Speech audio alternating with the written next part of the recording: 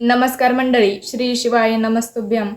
तर मंडळी पहा, अनेक घरांमध्ये खूप अडीअडचणी असतात. काहींच्या घरामध्ये रोज भांडणं होतात, काहींच्या घरामध्ये म्हणजे मेळच नसतो काही. आता आमच्याही घरामध्ये व्हायचे. मी तुम्हाला सांगितलेले मागच्या व्हिडिओमध्ये की मी पार्थिव शिवलिंगाची पूजा केली होती आणि मला अनुभव आले. त्यासाठीच मी हा पुढचा व्हिडिओ बनवत आहे की घरामध्ये भरपूर भांडणं होतात. त्याच्यानंतर म्हणजे लक्ष्मी पण टिकत नाही आणि जिथं भांडणं होते घरामध्ये तिथं लक्ष्मी खरंच टिकत नाही, कारण घरातलं वातावरण खराब झालेलं असतं.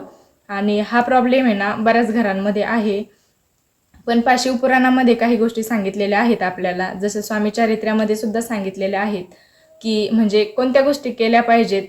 तर भांडणं जर होत असतील ना तुमच्या घरामध्ये, तर एक उपाय असा आहे की त्यामुळे खरंच तुम्ही जर ते स्टार्ट केलं ना करायला दर सोमवारी, तर खरंच फरक पडेल आणि तुम्हाला अनुभव पण येईल. आणि अनुभव जर आला ना तुम्हाला, तर मला कमेंटमध्ये नक्की सांगा. पण मी जो सांगते ना उपाय, तो तुम्ही अगोदर म्हणजे नियमितपणाने दर सोमवारी नक्की करत जा.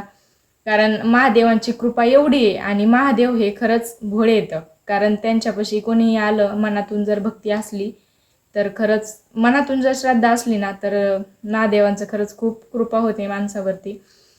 तर मंडळी की दर सोमवारी काय करायचं आहे की काळे तीळ घ्यायचे, काळे तीळ, त्याच्यानंतर काळी मिरची घ्यायची आणि लवंगा घ्यायच्या. आणि काय करायचं, आपल्या स्वतःच्या घरामधून निघायचं आणि आपल्याच घरामधून घ्यायचं. जर तुमच्याकडे काळे तीळ नसले किंवा तुमच्याकडे काळी मिरची नसली, तर तुम्ही दुकानातून घेऊन या.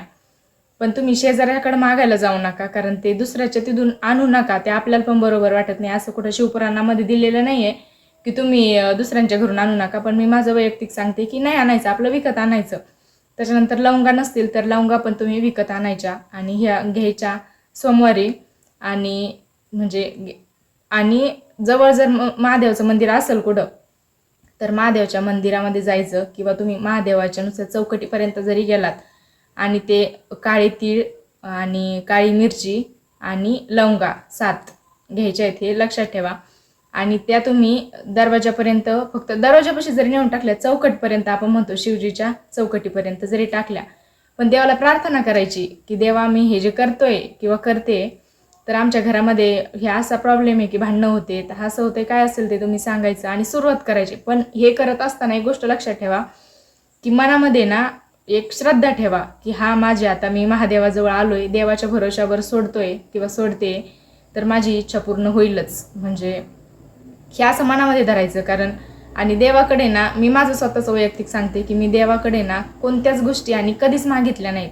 जे पण काय आयुष्यामध्ये होत्यात गोष्टी, म्हणजे जे काय चाललं आहे, तर ते होत राहतं. कोणती सुख असो अगर दुःख असो, मी कोणतीच गोष्ट मागत नाही. कारण विषय असा असतो, आपलं माणूस आहे आपण, आणि माणसाच्या इच्छा कधीच संपत नाहीत. आपण कधी कधी काय म्हणतो की मला नोकरी लागावं, ह्यासाठी काही बऱ्याच बायका किंवा माणसं मागतात, मुलं मागतात की नोकरी लागावं ह्यासाठी. पण नोकरी लागल्याच्या नंतर आपला तेवढा एकच प्रश्न नसतो ना, आपण घरामध्ये दुसऱ्या पण अडीअडचणी असतात. मग आपण परत देवाला दुसऱ्या इच्छा मागतो की माझी ही पण इच्छा पूर्ण होऊ दे परत ती. पण तसं काही नाही. तुम्ही ना फक्त देवाला ना प्रार्थना करताना एवढं जरी म्हणले ना की देवा, प्रत्येक सुखदुःखामध्ये मला माझ्यासोबत राहा, आणि श्रद्धा ना मनामध्ये ठेवा, मनातून ठेवा. तुमची इच्छा ना पूर्ण झाल्याशिवाय राहणार नाही. आणि प्रत्येक दुःखामध्ये महादेव तुमच्यासोबत आल्याशिवाय राहणार नाहीत. कारण मी 2 वेळेस पार्थिव शिवलिंगाची पूजा केली, पण मला खरंच खूप मोठा अनुभव आला. मी तो मागचा व्हिडिओ टाकलेला आहे, पाहिला नसेल तर नक्की बघा. तर तुम्ही तिथं म्हणजे त्या लवंगा, काळे तीळ, काळी मिरची तिथपर्यंत जरी नेली आणि तिथं महादेवांवरती जरी अर्पण नाही केली शिवलिंगावरती, आणि दरवाजापर्यंत टाकली, तरी त्याचं फळ तुम्हाला भेटेल. आणि दर सोमवारी करायचं आहे तुम्ही हे. आणि तुमच्याकडे घरी जर बेलाचे पानं असतील किंवा बेलाचं झाड असेल, तर बेलाच्या झाडाला पण तुम्ही चंदन असतं ना, पाण्यामध्ये थोडंसं मिक्स करायचं आणि पाणी टाकायचं. म्हणजे हे खरं सांगते आहे मी, किंवा कोणत्या अशी अंधश्रद्धा म्हणून मी सांगत नाही आहे, किंवा माझ्या व्हिडिओ व्हावात किंवा जास्त हे याच्यासाठी तर मी अजिबात सांगत नाही. पण मी ज्या गोष्टी केल्यात ना, मी त्या तुमच्यापर्यंत पोहोचण्याचा प्रयत्न करते.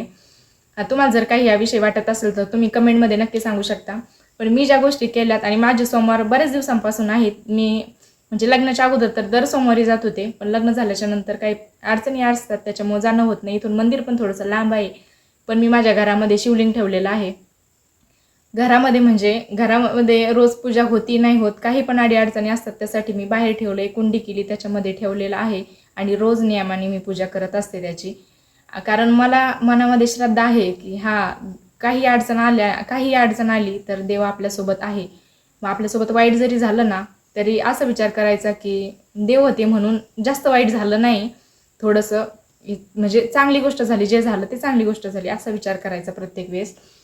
तर म्हणजे मला पण अनुभव आलेले आहेत. तुम्ही ही एक गोष्ट नक्की करून पहा, तुम्हाला अनुभव आल्याशिवाय राहणार नाही. आणि म्हणजे तुम्ही श्रद्धा ठेवा फक्त. शिवपुराणामध्ये अनेक गोष्टी सांगितलेल्या आहेत आणि त्यानुसारच मी तुम्हाला ही एक गोष्ट सांगितलेली आहे. तुम्ही नक्की करा. तुम्हाला हा व्हिडिओ कसा वाटला नक्की सांगा आणि चॅनलला सबस्क्राईब केलं नसेल तर नक्की करा, कारण असेच व्हिडिओ मी तुम्हाला टाकत असते. तर श्री शिवाय नमस्तुभ्यम. हर हर महादेव. धन्यवाद.